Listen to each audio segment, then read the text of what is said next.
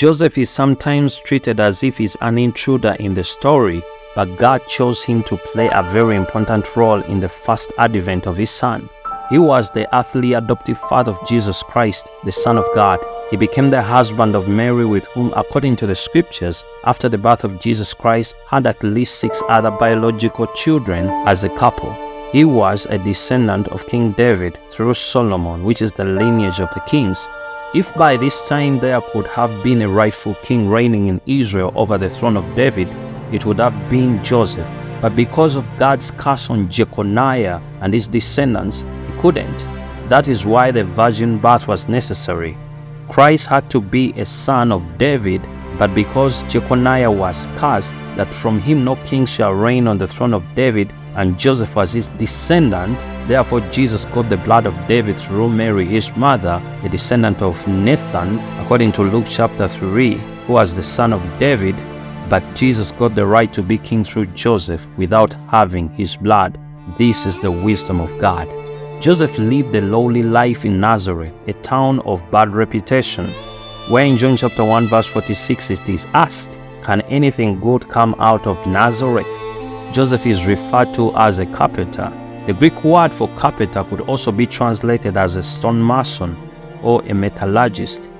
Whatever his particular vocation was, it is evident that he worked hard to provide for his family. Joseph was named after Joseph the patriarch, where the name means God will give.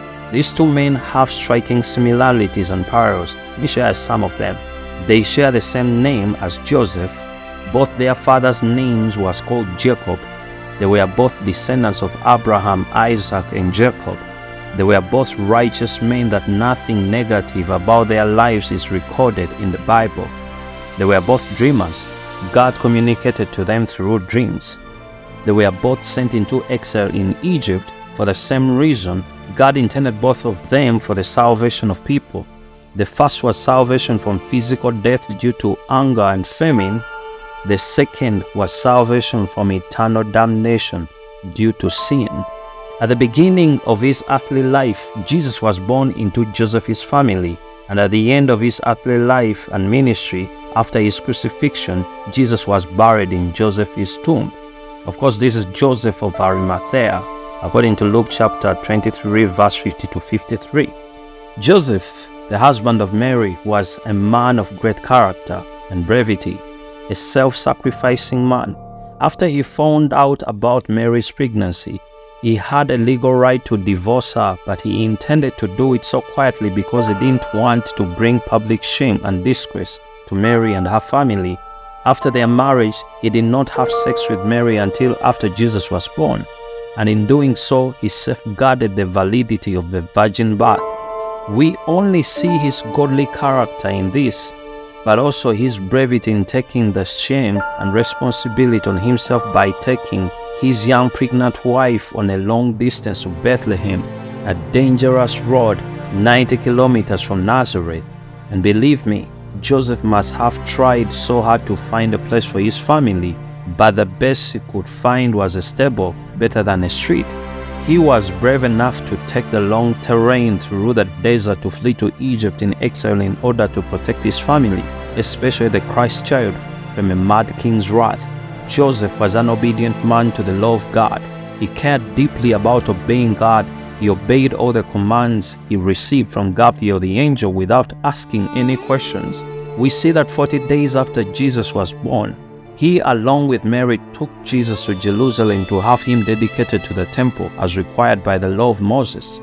Luke chapter 2 verse 41 says that every year Joseph led his family to Jerusalem for the festival of Passover. He played a big role in helping Jesus grow in wisdom and stature. Joseph is not mentioned in any of Jesus' adult ministry, which has led many to believe that Joseph had died sometime before Jesus had launched his public ministry as an adult. A strong evidence to support this is shown by the fact that Jesus, as he was dying, committed the care of his mother to John, showing that Joseph had indeed passed away by this time.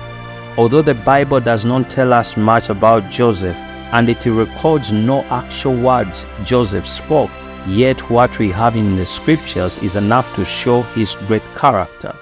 He was humble, he faithfully obeyed God and led his family in the ways of God.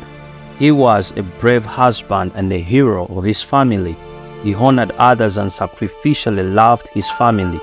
He worked hard to provide for his family. What a great example of a godly husband and father Joseph was. It is no coincidence that God chose this man to be the earthly adoptive father of his son. And we can learn from Joseph and also seek to emulate all his godly characteristics.